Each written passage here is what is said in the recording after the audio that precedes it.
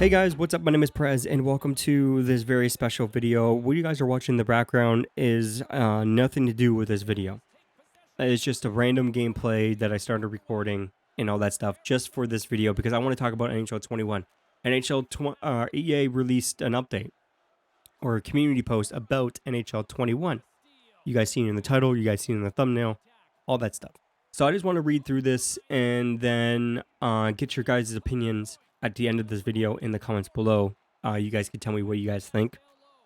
And then I'll do a follow-up video on your guys' comments, all that stuff. So let's get into it. We want to give you an update around NHL 21 and its release date. When you'll be able to get your first look and our plans for the next generation consoles. To answer the most commonly asked question first, NHL 21 will be launched a little bit later this year, shifting from our usual September window to October. This year has been full of extraordinary circumstances, and we had to make some major adjustments in developing the game from home. This transition has been very successful, and we are happy to say the game is on track and featured complete against our original version. We have just added an extra few weeks just to polish, fine-tune, and bug fixing. We know you be disappointed by this news, but our goal for NHL 21 is to deliver an experience that will be well worth the wait. With that said, we are excited to let you know you'll be able to get your first look at NHL 21 in late August. The team is eager to showcase everything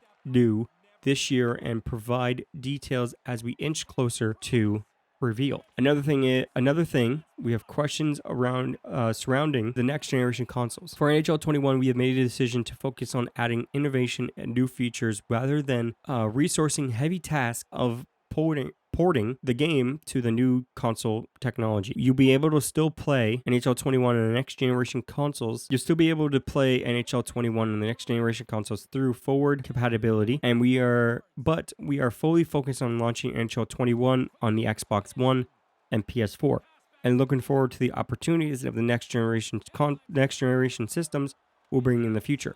As a thank you for your continuous support, we have placed some complimentary Hockey Ultimate Team packs in your store and WOC bags in your inventory for you to open and enjoy.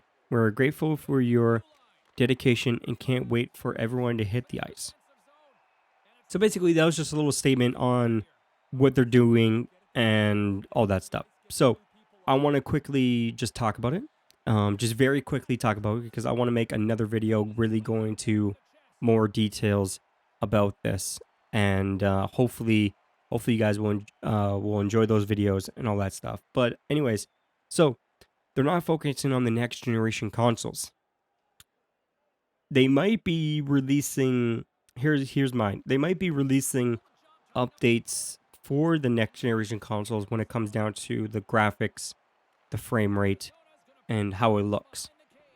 Basically the graphic side and how it runs. Because as you guys know, if you guys have read up on Series X news or Xbox Series X news, I haven't really jumped into PS5 news yet. So I'm really going to talk about the Series X in this video. For the Series X, when it comes down to games made for the Series X, they need to be on the custom-made SSD that's built into the console. They cannot, these Series X games cannot run on external hard drives like Xbox One games do now and PS4 games. There's not enough bandwidth through a USB 3 cable, or I think even a USB Type-C cable, if they're even going to put a USB Type port on the consoles, which I think they're never going to do, maybe in the future. But there's not enough bandwidth for USB 3 to even power these games or push these games through to the console and all that stuff. And the hard drives are not fast enough. Also, the hard drives are not fast enough. Even if you get like a external SSD, it's still, I don't think it's still fast enough. What Xbox has been saying. So Series X games has to run on the SSD that's custom, that's built into the Xbox. Obviously, you can buy expansion cards, kind of like memory cards. If you guys remember those, I definitely remember those as a kid. I remember picking up, I think like a 5 megabyte. No, not even a five. Like a 5 meg. Yeah, a 5 megabyte memory card, and that was a lot. 5 megabytes. That was a lot back then. Back when I was a kid. But especially for the PS1 and PS2. If you've ever played on the PS1 or PS2, you remember memory cards.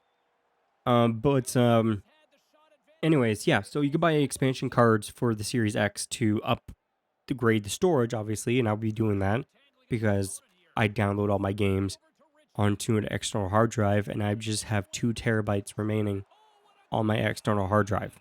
I actually have 1 terabyte remaining on my external hard drive because I have 1 terabyte on my Xbox. I don't use the internal hard drive. On my Xbox, I use external. So I think it makes the games. It obviously has more storage, and I think the console runs better with that. So, but anyways, we won't get into that. But I think they're gonna make an update where they can just enhance the NHL 21 experience, NHL 21 game experience for the Series X and PS4 or PS5. Sorry. I think they're gonna enhance the graphics a little bit when it comes down to it. I don't think they're obviously they said their sole purpose is not to focus on the next generation consoles, which is kind of unfortunate, which kind of sucks. And I do understand because this game is getting released in October. It was September, but it's getting released in October. We're gonna see. We're gonna play it in August, late August. I forgot to mention that in the video. If I did, then I'm sorry. But we're gonna play in late August. So we're gonna see like an early, kind of like a beta version of NHL 21 in August.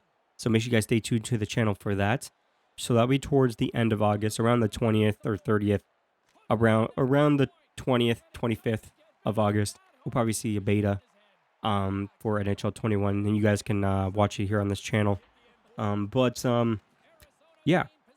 Tell me what you guys think about this update from EA. If you guys want to read the community post yourself, I'll leave a link in the description and also in the comments below.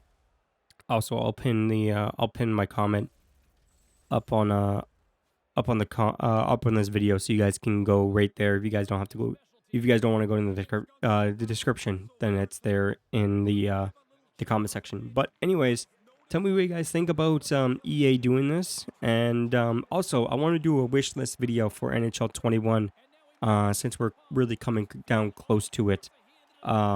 The release date, or not the release date, but like the first launch of it and all that stuff. And I want to do a couple more videos on NHL 21. I want to do who's going to be on the cover, because we didn't get a lot of NHL before everything started happening in the world.